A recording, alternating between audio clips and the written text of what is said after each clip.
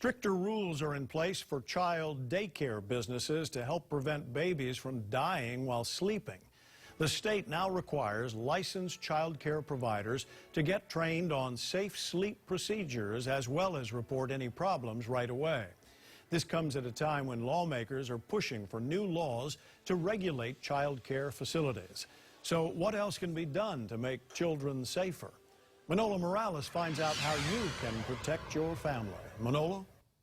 Joe, the adoption of the rules is a step forward, but some lawmakers tell me they also want more information about these facilities available to families so they can make the right choices. The Department of Human Services tells me that there are more than 400 licensed child care facilities around the state that now have to follow the recently adopted Safe Sleep rules. Among the new requirements, they all have to take a safe sleep class, must report any problems or concerns to the state immediately, and must have policies outlined to families who bring their children in. They must provide the families the policies regarding safe sleep at the time of registration or enrollment.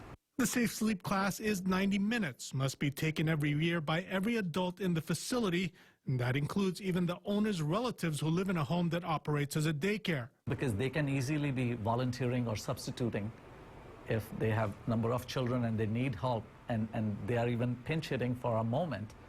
They need to know the rules. Some legislators tell me they want to take child care safety one step further by posting violations and complaints online so families will have more information.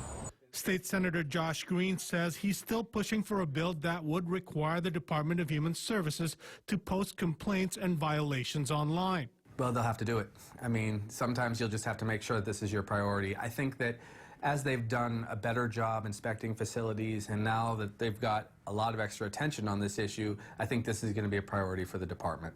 The state tells me the process is already in the works. DHS is planning to have the site running by July of next year.